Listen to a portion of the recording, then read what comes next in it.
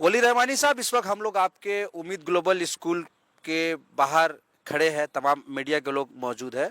आपने एक साल पहले अपने आपने एक वीडियो शेयर किया था जिसमें आपने पूरे हिंदुस्तान के लोगों से अपील की थी कि इस उम्मीद ग्लोबल स्कूल के लिए सहायता का हाथ बढ़ाए। आपने 100-100 रुपए के लिए सबसे लोगों से अपील की थी। लोगों ने भी भरपूर आपको आशीर्वाद दिया था, अपनी मोहब्बतों से नवाजा था, और जिसका रिजल्ट ये है कि एक साल के अंदर आपने एक बहुत बड़ी, एक नहीं बल्कि दो आलीशान इमारतें बना ली है। अब चूंकि नए एकेडमिक साल के लिए आप एडमिशन ले रहे हैं, अब जो आपका पोस्टर्स वगैरह हम लोग देख रहे हैं, आपका ब्रोशर देख रहे हैं, उसमें आप जो है 1.5 लाख रुपए, 1.5 लाख रुपए यू आर चार्जिंग एनुअली। तो सवाल ये है कि जो गरीब का बच्चा है, आप जो गरीब का बच्चा है जिसके लिए आपने लोगों से 100-100 रुपए मांगा था, वो 1.5 लाख रुपया कहां से अफोर्ड कर पाएगा? क्या कहेंगे इस पर? सबसे पहले तो मैं आप सबका शुक्रिया अदा करना चाहता हूं कि आप सब जो हैं हमारे स्कूल तशरीफ़ लाए। सारे जर्नलिस्ट का मैं शुक्रिया अदा करना चाहता हूं कि आप सब, और मुबारकबाद देना चाहता हूं कि आप वो काम कर रहे हैं जो जर्नलिस्ट को करना चाहिए, सच को लोगों के सामने लाने की कोशिश कर रहे हैं, और आप हिम्मत दिखाकर मुझसे सवाल पूछ रहे हैं। उम्मीद करता हूं कि ऐसे मुझसे सवाल पूछते रहेंगे। आपने सवाल पूछा कि मैं जब 100-100 रुपये लेकर गरीब बच्चों के लिए स्कूल बनाया हूँ तो मैं 1.5 लाख रुपये क्यों चार्ज कर रहा हूँ, क्या मैं चार्ज कर रहा हूँ या नहीं कर रहा हूँ? तो मैं बिल्कुल 1.5 लाख रुपये साल का फ़ीस चार्ज कर रहा हूँ। मगर अब सवाल है कि किससे चार्ज कर रहा हूं और क्यों चार्ज कर रहा हूं। इस सवाल पे आने से पहले मैं एक बैकग्राउंड बनाना चाहता हूं, बताना चाहता हूं कि उम्मीद ग्लोबल स्कूल क्या है। क्या उम्मीद ग्लोबल स्कूल एक आम स्कूल है? नहीं, उम्मीद ग्लोबल स्कूल एक यूनिक स्कूल है। उम्मीद global school is not an ordinary school जहां बच्चे आए, पढ़े लिखे, पेट के लिए तालीम हासिल करें और जॉब सीकर्स बन के बाहर चले जाएं और नौकरी पे लग जाएं। नहीं, उम्मीद ग्लोबल स्कूल का एक मिशन है, वो ये कि इस स्कूल से किस तरह से हम लीडर्स बनाकर दुनिया को दे सके। ऐसे लीडर्स जो गरीबी को, गुर्बत को इस मुल्क से दूर कर सके। ऐसे लीडर्स जो मुसलमानों को इस मुल्क में अपनी खोई हुई इज्जत वापस दिला सके इंशाअल्लाह। और इस बात को याद रखते हुए अब मैं इस बात पे आता हूँ बताने के लिए कि उम्मीद ग्लोबल स्कूल फर्दर क्यों है। हम CBSE करिकुलम फॉलो कर रहे हैं, हम इस्लामिक स्कूल हैं, ऐसा स्कूल जो कुरान भी पढ़ाता है, जो दीनियात भी पढ़ाता है, जो हदीस भी पढ़ाता है, जो साइंस भी पढ़ाता है, जो हिस्ट्री और ज्योग्राफी और फिजिक्स और केमिस्ट्री साथ में पढ़ाता है। एक ऐसा स्कूल है हम। और आपको जानकर हैरानी होगी कि हमारे यहाँ हम स्टेम एडुकेशन दे रहे हैं, यानी साइंस, टेक्नोलॉजी, इंजीनियरिंग और मैथमेटिक्स का। और हमारे स्टेम एडुकेशन की वजह से वर्ल्ड ट्रेड सेंटर पुणे, जो कि वर्ल्ड ट्रेड सेंटर न्यूयॉर्क की एक फ्रेंचाइजी इंडिया में है, उन्होंने हमें सर्टिफिकेशन दिया है कि हमारे curriculum is at par with international curriculum. यानी वर्ल्ड ट्रेड सेंटर पुणे, जो न्यूयॉर्क का एक फ्रेंचाइजी इंडिया में है, उन्होंने हमें सर्टिफिकेशन दिया है कि उम्मीद ग्लोबल स्कूल, और वो सर्टिफिकेट आप चाहे तो प्रेस रिलीज के बाद आपको दे सकता हूँ और आप लोग इसको पब्लिश कर सकते हैं कि उन्होंने सर्टिफाई किया है कि हमारा स्कूल का करिकुलम इंटरनेशनल करिकुलम के एट पार है, अल्हम्दुलिल्लाह रब्बिल आलमीन। इसके साथ साथ एक यूनिक काम जो स्कूल में कर रहे हैं, जो पूरे इंडिया में शायद ही किसी स्कूल में, वो ये कि हमारे पास एक तरबियती निज़ाम है और हर बच्चा मेरे ज़ेरे निगरानी इस बच्चे की तरबियत हो रही है। एक अमेजिंग तरबियती निज़ाम हमारे यहाँ है। ऐसा तरबियती निज़ाम जहाँ बच्चे तहज्जुद के लिए उठते हैं। आप यकीन नहीं करेंगे, कई बच्चे हमारे तहज्जुद के लिए उठते हैं। एक बच्चा 6 महीने हो गए हमें यहाँ पे स्कूल शुरू किए, शायद ही कोई बच्चा होगा हमारे स्कूल में जिसने हमारे यहाँ दाखिला लिया हो, जो क्लास 1 से लेकर के क्लास 7 तक पढ़ता हो, जिसने अपनी फजर की नमाज मिस की हो। मैं फजर की नमाज की बात कर रहा हूँ, अल्हम्दुलिल्लाह रब्बिल आलमीन, and let me boast about it कि हमारे बच्चों ने फजर की नमाज नहीं मिस की है। एक ऐसा निज़ाम है, तरबियती निज़ाम, कि जहाँ बच्चे तहज्जुद के लिए उठते हैं, फजर के लिए उठते हैं, 5 वक्त की नमाज पढ़ते हैं, झूठ नहीं बोलते हैं, एक शानदार, एक बेहतर मुसलमान, अच्छे मुसलमान बनते हुए इंटरनेशनल करिकुलम हासिल कर रहे हैं। फुटबॉल ग्राउंड है, बास्केटबॉल ग्राउंड है, हम TT इंट्रोड्यूस करने वाले हैं। किक बॉक्सिंग में हमारे बच्चे नेशनल चैंपियन बन चुके हैं। स्टेट चैंपियनशिप की लास्ट 3 ईयर्स की ट्रॉफी हमारे पास है। तो ये सारे बैकग्राउंड बताया ये समझाने के लिए कि क्या बैकग्राउंड में काम चल रहा है इन बच्चों को लीडर्स बनाने के लिए। हमने एक IT लैब सेटअप किया है जिसका ना फुल फॉर्म है इनोवेशन एंड टेक्नोलॉजी लैब। आपका सवाल ये था 1.5 लाख क्यों चार्ज कर रहा हूँ, मैं इस पर आता हूँ, मगर आप समझे कि हमने एक IT लैब सेटअप किया जिस लैब में हम बच्चों को रोबोटिक्स सिखा रहे हैं, ड्रोन टेक्नोलॉजी, AI, कोडिंग, हम बच्चों को उसमें 3D डिज़ाइनिंग एंड प्रिंटिंग सिखा रहे हैं। सारी चीज़ें हम बच्चों को सिखा रहे हैं उस लैब में। ये सारी चीज़ों जानने के बाद अब मैं आपको बताता हूँ कि हाँ, मैं 1.5 लाख रुपए चार्ज कर रहा हूँ, मगर क्यों चार्ज कर रहा हूँ और किससे चार्ज कर रहा हूँ। एक फ़र्क आपको समझना पड़ेगा। हमारे यहाँ ये सारी चीज़ें जानने के बाद आपको क्या लगता है कि एक बच्चे पे क्या खर्च होगा सालाना, जिसको हम लीडर बनाने की कोशिश कर रहे हैं। वो बच्चा नहीं जो पेट के लिए पढ़ रहा है, पढ़ के जाके फिर सोसाइटी की लाइबिलिटी बन जाए, फिर नौकरी के लिए जाए। नहीं, हर बच्चा जो यहाँ से पढ़ के निकलेगा ऐसा 10 और स्कूल खोलेगा और जॉब सीकर्स नहीं बल्कि जॉब प्रोवाइडर्स बनेगा, कम्युनिटी का लीडर बनेगा। ऐसी प्रोग्राम में एक बच्चे पे क्या लगता है आपको क्या खर्च होगा, बताइए मुझे। मिनिमम क्या खर्च होगा साल का बताइए? 3 लाख रुपए। आप 3 लाख कह रहे हैं, आप कोई और बताइए? 2 लाख 3 लाख तो लगेगा। चलिए मैं आपको हकीकत बताता हूँ, एक बच्चे पे 70,000 रुपये खर्च है। कितना खर्च है? 70,000 रुपये एक बच्चे पे खर्च है, ईयरली खर्च है, ठीक है, क्योंकि हमारा प्रोग्राम ऐसा है। और मैं बताना भूल गया, शानदार खाना 3 वक्त का, 2 टाइम फल, फिर दूध, ये सारी चीज़ें, मछली, पनीर, चिकन, सारी चीज़ें, अमेजिंग डाइट बच्चों के लिए, ऐसी डाइट जिसको खाकर बच्चे सच में लीडर बन सके इंशाल्लाह। इन सब के बावजूद हमारा जो ईयर एक बच्चे पे खर्च है सालाना, वो 70,000 रुपये एक बच्चे पे खर्च है। हमारा स्कूल का कैपेसिटी जो है वो 1000 बच्चों का है। अगर 1000 बच्चे पूरे स्कूल में आ गए तो एक साल में हमारा क्या खर्च होगा बताइए? 70,000 इंटू 1000 कितना हो गया? 7 करोड़। यानी हमारे स्कूल का हर साल एक्सपेंडिचर 7 करोड़ होने वाला है। हर साल एक्सपेंडिचर कितना होने वाला है? 7 करोड़। मैं एक बार 7 दिन में 7 करोड़ रुपए रेज कर लिया तो पूरी दुनिया ने मुझे सराहा और मेरी तारीफ की और कहा वाह वाह, आपने 7 दिन में 7 करोड़ जमा कर लिया, आपने कमाल कर दिया। अब सवाल का जवाब दीजिए मेरा, क्या मैं 7 करोड़ हर साल जमा कर पाऊंगा? एक बार जमा कर लिया, मान लीजिए अगले साल फिर जमा कर लूँ, उसके अगले साल फिर जमा कर लूँ, और उसके अगले साल ना जमा कर पाए, फिर क्या करूँगा? बच्चों को मैं सैलरी कहाँ दूंगा? टीचर्स को सैलरी कहाँ से दूंगा? बच्चों को खाना कहाँ से दूंगा? इलेक्ट्रिसिटी बिल कहाँ से भरूंगा? क्योंकि एक बच्चे पे 70,000 रुपये खर्च है, और अगर 1000 बच्चे पढ़ते हैं 7 करोड़ स्कूल का खर्च होने वाला है। तो ये 7 करोड़ रुपए हर साल में कहाँ से लाऊंगा? और बाय चांस अगर ये 7 करोड़ किसी एक साल में जमा नहीं कर पाया मैं, तो क्या मैं स्कूल बंद कर दूं? ये बिल्डिंग खाली हो जाए? तो हम एक सस्टेनेबल मॉडल के टुवर्ड्स जाने की कोशिश कर रहे हैं। इसलिए हमने ये नया स्कीम निकाला, हमने एक स्ट्रैटेजी बनाया कि हम 25% बच्चों से फीस लेंगे और 75% बच्चे हमारे स्कूल में फ्री ऑफ कॉस्ट पढ़ेंगे, जिस तरह से पिछले 6 साल से पढ़ रहे हैं। एक और बात वाजे कर दूं, लोगों को लगता है कि पहला साल मेरा स्कूल का है। 1000 स्क्वायर फीट के अपार्टमेंट में स्कूल शुरू किया था जब मेरी उम्र 19 साल की थी, 2018 1 अप्रैल। आप में से कई लोगों को ये बात पता है। तो अगर मैं किसी साल 7 करोड़ रुपए जमा नहीं कर पाया तो क्या स्कूल बंद कर दूं? नहीं बंद कर सकता। तो 25% बच्चों से फीस ले रहा हूं मैं। यानी कितने बच्चों से बताइए? 1000 बच्चों में 25% यानी 250 बच्चों से। 250 बच्चों से 70,000 रुपए फीस लेता हूं, कितना हो गया बताइए? अगर 250 बच्चे 1.5 लाख रुपए फीस दे रहे हैं तो कितना हो गया? 3 करोड़ 75 लाख। खर्च कितना है हमारा? 7 करोड़। फीस के बाद कितना आया? 3 करोड़ 75 लाख। बाकी बचे पैसे कहाँ से लाऊंगा? उसके लिए फिर मुझे हाथ फैलाना पड़ेगा, फिर भीख मांगना पड़ेगा। तो हमारी कोशिश है कि एक साल आहिस्ता आहिस्ता हम सस्टेनेबिलिटी के टुवर्ड्स हम जाएं इंशाल्लाह। तो ये रीज़न है कि हम 25% बच्चों से फीस ले रहे हैं। वो बच्चे तो दे सकते हैं, यानी एक बच्चा जो 1.5 लाख रुपए फीस दे रहा है, यानी वो एक बच्चा अपना खर्च दे रहा है और उसके साथ साथ एक और बच्चे का खर्च दे रहा है। तो कितना अमेजिंग और ब्यूटीफुल मॉडल है कि सोसाइटी के अच्छे घर के बच्चे भी हमारे आके पढ़ सकते हैं। और अब यकीन माने कितना सुनहरा हमारे यहाँ नज़ारा होता है जब एक करोड़पति बैठा होता है कुर्सी पे पेरेंट्स टीचर्स मीट में, उसके बगल में एक रिक्शा वाला बैठा होता है। जब एक करोड़पति बैठा होता है हमारे बगल में और उसी के बगल में उसके घर वाली काम वाली बाई बैठी हो या उसी का ड्राइवर बैठा हो। ये हम कहना चाह रहे हैं कि हमारा जो मिशन है कि education of the rich for the poor, कि एडुकेशन जो अमीरों की तालीम है गरीबों को फराहम करें। हम किस तरह से अमीरों की तालीम हम गरीबों को फराहम करें, ये हमारी कोशिश है कि किस तरह से एक ही मालिक और एक ही ड्राइवर का बच्चा एक ही स्कूल में आके पढ़ सके। ड्राइवर का बच्चा फ्री ऑफ कॉस्ट पढ़ सके और मालिक का बच्चा 1.5 लाख रुपए फीस देकर पढ़ सके। तो इसलिए हम 1.5 लाख रुपए फीस ले रहे हैं।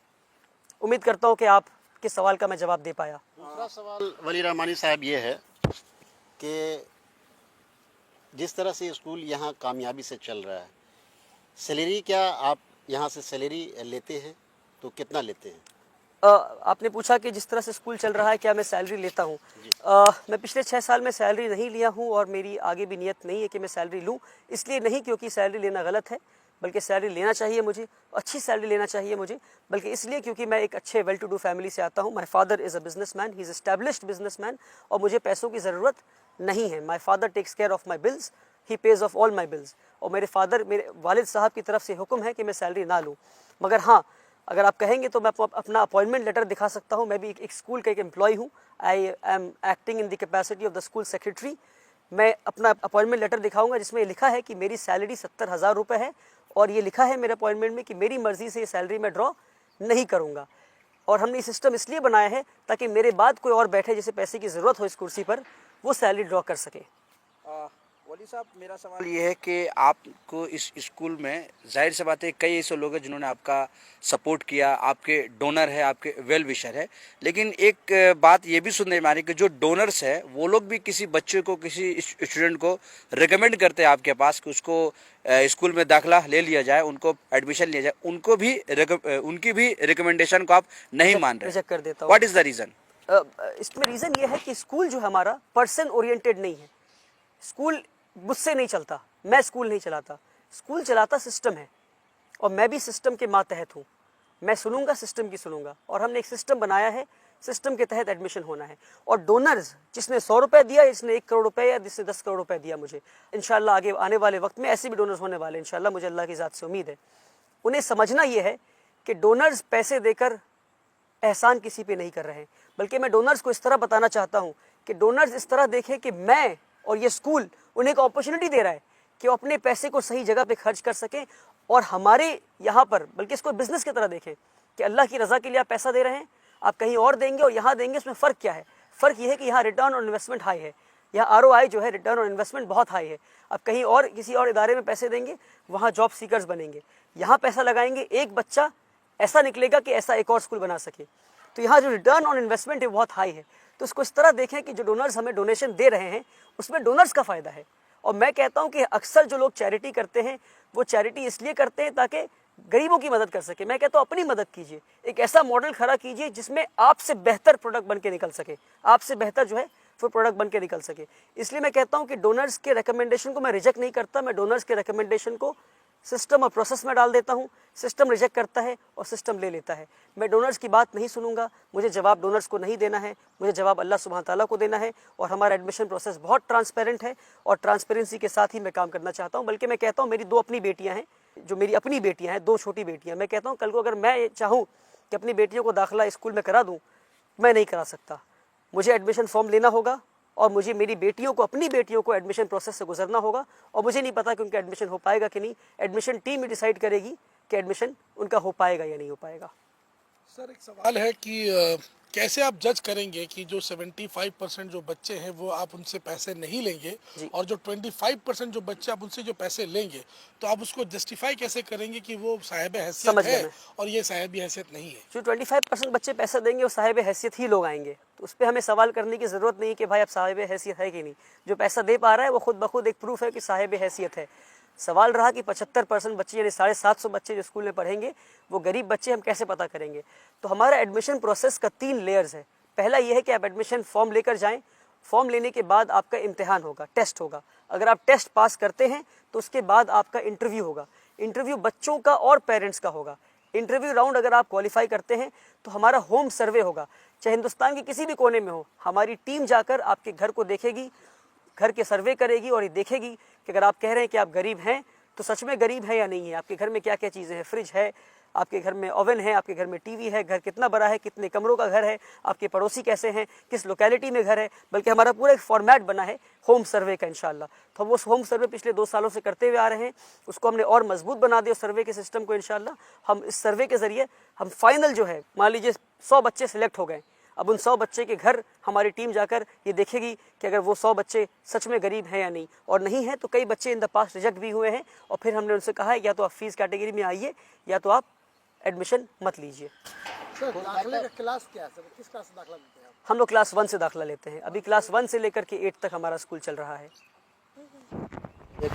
कोलकाता में एक ऐसे शख्स हैं जिन्होंने सवाल किया कि जिस ज़मीन पे ये स्कूल बना है, उम्मीद ग्लोबल स्कूल, ये 90 इयर्स के लीज़ पे है, कि 90 इयर्स के बाद ये स्कूल का लीज़ ख़त्म हो जाएगा, तो इसका क्या जवाब है आप? देखिए, ऐसे लोगों को मैं जवाब देकर अपना टाइम वेस्ट नहीं करना चाहता। उम्मीद ग्लोबल स्कूल एक ग्लोबल स्कूल है और बहुत सिंपल फंडा है। हमारे वेबसाइट पे जाइए, हमारे वेबसाइट पे स्कूल की ट्रस्ट के कागजात, ज़मीन के कागजात, सारी चीज़ें अपलोडेड है। मुझे बात करने की ज़रूरत ही नहीं। अगर कोई पढ़ा लिखा इंसान है, थोड़ी भी पढ़ाई लिखाई की हो और अंग्रेज़ी पढ़ सकता हो, क्योंकि सारी चीज़ें अंग्रेज़ी में लिखी है हमारे वेबसाइट पर, तो वेबसाइट पे जाइए, लीगल कंप्लायंस हमारा एक उसमें सब हेडिंग है, उस पर जाकर हमारे ट्रस्ट के कागजात देखिए। हमारे आप जाकर ज़मीन की कागजात देखिए, वो सारी चीज़ें हमारे वेबसाइट पे अपलोडेड हैं और जाकर देखिए लीज पे दिया गया है या ट्रस्ट पर ज़मीन है। ये बेकार की अफवाह फैलाने की बजाय बेहतर होगा कि थोड़ी पढ़ाई लिखाई करें, थोड़ी रिसर्च करें और कोई अच्छा काम कर रहा है तो उसे सपोर्ट करें, ना कि उसे डिफेम करें, उसे बहतान लगाए बिना सच्चाई जाने। अगर- आपके एजुकेशन मॉडल को ज़्यादा लोग एक्सेस कर पाए, उसके लिए आपका क्या स्टेप है? हमारे एजुकेशन मॉडल को ज़्यादा लोग एक्सेस कर पाएँ, उसके लिए तो हमें टू बी वेरी ऑनेस्ट इसमें बहुत ज़्यादा अच्छा अभी हमारे पास कोई पुख्ता स्टेप नहीं है, क्योंकि बहुत यूनिक मॉडल है और एक्सेसिबल कर पाए इसके लिए ज़रूरत यह है कि कौम की जो कम्युनिटी, जो बिजनेसमैन हमारे, बल्कि मैं कहता हूँ यहाँ से 4 किलोमीटर की दूरी पर लेदर कॉम्प्लेक्स है, 5 किलोमीटर की दूरी पे मेरे स्कूल से, मतलब अगर मेरी बिल्डिंग पे, स्कूल बिल्डिंग पे खड़े हो जाएंगे तो leather complex, Calcutta leather complex आपको दिखेगा। 20,000 करोड़ की इंडस्ट्री है। मैं आपको बताता हूँ वहाँ से 20,000 रुपये नहीं आए मुझे, सिवाय 1-2 लोगों को छोड़कर जो बहुत ख़ास लोग हैं मेरे, उन्हें इंक्लूड नहीं कर रहा हूँ मैं, क्योंकि मेरे बहुत ख़ास लोग हैं वो, उन्होंने ज़मीन दी मुझे उनको बहुत सालों से जानता था। उनके अलावा क्या कलकत्ता में लोगों को पता नहीं कि यहाँ पे उम्मीद ग्लोबल स्कूल खुला है? क्या लेदर कॉम्प्लेक्स जो 5 किलोमीटर की दूरी पर है, वहाँ पे लोगों को पता नहीं कि 5 किलोमीटर की दूरी पे एक इंटरनेशनल लेवल का स्कूल खुला है जहाँ लीडर्स तैयार हो रहे हैं? लीडर्स तैयार करने का फॉर्मूला कहाँ है किसी के पास? लोग सिर्फ पढ़ा रहे हैं। मैं लीडर्स तैयार करने की बात कर रहा हूँ, मैं लीडर्स तैयार करने की बात कर रहा हूँ। और 20,000 करोड़ की इंडस्ट्री, पूरे मुसलमानों की इंडस्ट्री, 20,000 रुपये नहीं आई, अफसोस की बात है। तो मैं कहता हूँ कि मुसलमान बिजनेसमैन की ये जिम्मेदारी है कि वो पैसा लगाएं और ऐसे कई स्कूल्स खोलने की कोशिश करें। वली रहमानी साहब, उम्मीद ग्लोबल स्कूल के चर्चे बरादरान वतन में भी है और उनकी भी चाहत है कि उनके भी बच्चे यहाँ से तालीम से आरास्ता हों। उनके लिए क्या कदम उठाएं? अफसोस की बात यह है कि एक स्कूल पूरे मुल्क को केटर नहीं कर सकता, एक स्कूल बल्कि एक डिस्ट्रिक्ट को केटर नहीं कर सकता, एक स्कूल एक एरिया को केटर नहीं कर सकता। एक स्कूल में मैक्सिमम जो बच्चे पढ़ सकते हैं 1,000-1,200 बच्चे। तो अपनी जब मैं फंड रेजिंग कर रहा था तो मैं उस वक्त भी ये कहा था इस तरह के 100 से ज़्यादा स्कूल की ज़रूरत है पूरे मुल्क भर में। अब हमने एक मॉडल तैयार कर दिया है, मुल्क भर के लोगों से गुजारिश है कि वो आएँ, इस मॉडल को कॉपी करें, पैसा लगाएं और इससे अच्छा स्कूल बना कर दिखाएं। इंशाल्लाह 100% सपोर्ट मेरा आपके साथ है। इंशाल्लाह कोई नॉन मुस्लिम बच्चा एलिजिबल है, क्या उनको अपने यहाँ आप रखेंगे? बिल्कुल रखेंगे। इस मुल्क में हिंदू भी हैं, मुसलमान भी हैं, क्रिश्चियन भी हैं। हम चाहेंगे कि नॉन मुस्लिम बच्चे, क्रिश्चियंस आए, हिंदू हमारे यहाँ आए। बल्कि आप जानकर हैरान होंगे कि हमारे जो हिंदू बच्चे हैं वो कुरान के पीरियड में संस्कृत पढ़ते हैं। हमने हिंदू बच्चों के लिए कुरान और दीनियात की, हमारे यहाँ कुरान और दीनियात के पीरियड में हिंदू बच्चे संस्कृत पढ़ते हैं। और हमारे यहाँ जो हिंदू बच्चा पढ़ रहा है वो यतीम है, वो मुझे अब्बा जी बोलता है। उसकी वालिदा यानी उसकी माँ जब इंतकाल कर रही थी, इंतकाल करने से 1 हफ्ते पहले मुझसे मुलाकात की और मुझसे कही कि मैं अपने बच्चों को आपके हवाले करती हूँ वली सर। और उसकी माँ जब इंतकाल हो गई तो उसके फादर और उसके घर वाले स्कूल में देना नहीं चाह रहे थे। मैं घर जाकर लड़कर उन बच्चों को अपने स्कूल लेकर आया, हाथ जोड़कर उन बच्चों को स्कूल लेकर आया। वो बच्चे मुझे अब्बा जी कहते हैं। और जब मुसलमान बच्चे कुरान पढ़ते हैं, जब उन बच्चों का नाम एक्सपोज करना सही नहीं है क्योंकि उनकी प्राइवेसी मैं चाहता हूँ प्राइवेट रहे। आप चाहे तो उन बच्चों से मुलाकात करवा दूंगा मैं आपको। बहुत प्यारे बच्चे हैं, मुझे अब्बा जी कहते हैं। जब बच्चे कुरान पढ़ते हैं तो वो बच्चे उस वक्त संस्कृत पढ़ रहे होते हैं। ये हमारा मॉडल है और हम नहीं चाहते कि यहाँ से मुसलमान बच्चे पढ़ें और जब दुनिया की दहलीज पे कदम रखें, यहाँ मुसलमान एनवायरनमेंट स्कूल के अंदर है और जाके देखें हिंदुस्तान कुछ और दिखता है। हम चाहते हैं कि हमारा स्कूल वैसा ही दिखे जैसा हिंदुस्तान दिखता है। बिल्कुल सेक्युलर हमारा स्कूल, जितना सेक्युलर कॉन्स्टिट्यूशन में दिखा है उतना ही सेक्युलर हमारा स्कूल है। और नमाज पढ़ना सेक्युलरिज्म है, कुरान पढ़ना सेक्युलरिज्म है। हम कुरान इसलिए पढ़ाते हैं, हम नमाज इसलिए पढ़ाते हैं, हम संस्कृत इसलिए पढ़ाते हैं क्योंकि हमारे कॉन्स्टिट्यूशन इजाज़त देता है और कॉन्स्टिट्यूशन इजाज़त देगा।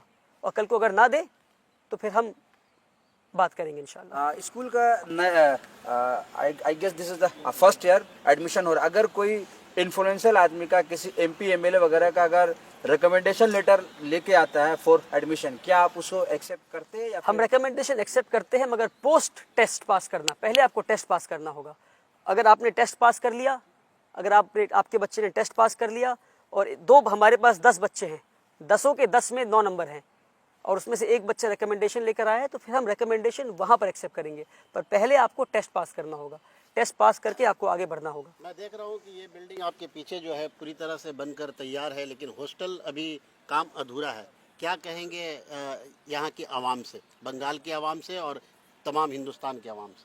तमाम हिंदुस्तान की आवाम से मैं ये कहूँगा कि आपने बहुत साथ दिया है मेरा, और कलकत्ते के आवाम से, स्पेशली बिजनेसमैन से कहूँगा कि आप अपनी जिम्मेदारी ना भूलें, स्कूल विज़िट करें और मुझे सपोर्ट करें। कई सारे काम अभी भी बाकी हैं, उनको पूरे करने हैं, हमें अभी भी फंड्स की ज़रूरत है। आप आएँ और देखें किन किन चीज़ों की ज़रूरत है हमें, उन चीज़ों को आप पूरी करने में हमें मदद करें। और पूरे हिंदुस्तान के लोगों से कहूँगा, आप जिस भी सिटी में हैं, अगर आप बिजनेसमैन हैं, 10-15 बिजनेसमैन जुड़कर वहाँ स्कूल कायम करें। अगर आपको टेक्निकल सपोर्ट चाहिए, सिस्टम में सपोर्ट चाहिए, एकेडमिक सपोर्ट चाहिए, जिस तरह की भी सपोर्ट चाहिए आपको, सारी सपोर्ट इंशाल्लाह मैं आपको करूंगा। ये मेरा वादा है आपसे। मैं पिछले 6 साल में स्कूल के मॉडल्स को स्टडी किया हूं, and I have the expertise and I am ready to share the expertise with everybody who comes to me इंशाल्लाह, सो दैट हर डिस्ट्रिक्ट में, हर इलाका में एक इस्लामिक स्कूल हो, जहाँ हिंदू बच्चे भी आएँ, क्रिश्चियन बच्चे भी आएँ, तरबियत हासिल करें और इस मुल्क को एक बेहतर मुल्क बनाने में और पावरफुल मुल्क बनाने में मदद करें इंशाल्लाह। एक क्वेश्चन सर, क्लास 8 तक पढ़ाते हैं क्या? 9 10 भी पढ़ाई शुरू? अभी बच्चे क्लास 7 तक पहुंचे हैं। जो कमिंग एकेडमिक ईयर है, यही 7 के बच्चे 8 पहुंचेंगे। हमारी पूरी कोशिश है कि हम क्लास 12 तक स्कूल को ले जाएं। हम इस तरह कई सारे स्कूल्स बनाएं। किस बोर्ड से आपका? हम लोग CBSE एफिलिएशन लेने वाले हैं एक इंशाल्लाह। आखिरी सवाल, क्या स्कूल ख़त्म होने के बाद कुछ ऐसा कोर्सेज वगैरह होते हैं क्या यहाँ पे? नहीं, बिल्कुल बताया मैं, तरबियती निज़ाम है हमारे यहाँ। स्कूल ख़त्म होने के बाद प्रेप क्लास होता है। हमारे यहाँ ट्यूशन कल्चर नहीं है। स्कूल ख़त्म होने के बाद बच्चे खुद सेल्फ स्टडी करते हैं। तरबियती क्लास होता है, यानी असर से लेकर मगरिब तक बच्चे हदीस पढ़ते हैं, हदीस सुनते हैं। बच्चे फजर, बल्कि मैं एक यूनिक तरबियत के मॉडल पे अगर मैं बात करने जाऊँ, it's a very vast topic कि किस तरह से मैं उसको कोडिफाई करने की कोशिश कर रहा हूँ, एक शानदार तरबियती निज़ाम कायम करने की कोशिश कर रहा हूँ। स्कूल के बाद बच्चे तरबियत क्लास होता है उनका, स्कूल के बाद बच्चे प्रेप टाइम होता है, यानी जब वो सेल्फ स्टडी करते हैं, नमाज़ पढ़ते हैं, गेम्स खेलते हैं, खाना खाते हैं और फिर उसके बाद बच्चे सो जाते हैं। हमारे बच्चे सुबह रात को 9 बजे सो जाते हैं, लाइट्स ऑफ हो जाता है और फिर फजर की नमाज़ के लिए उठ जाते हैं। और जुमे के दिन स्पेशली कई बच्चे तहज्जुद की नमाज़ के लिए उठते हैं। और हमारी कोशिश है कि हम स्कूल को इस पैटर्न पे ले आएँ कि तहज्जुद कंपलसरी कर दें स्कूल में। हमारे बच्चे इशा के बाद तुरंत सो जाएं फ़ौरन और तहज्जुद में हमारे बच्चे उठें। और बल्कि मेरे शेख कहते हैं अक्सर कि उनकी बस चले तो वो तहज्जुद को पूरी उम्मत पे कंपलसरी कर दें, क्योंकि जिस मुसीबत से पूरी उम्मत गुजर रही है इस वक्त, हम सबको तहज्जुद में उठना चाहिए और तहज्जुद पाबंदी से भी पढ़नी चाहिए इंशाअल्लाह। बहुत बहुत शुक्रिया। बहुत बहुत शुक्रिया। Thank you so much.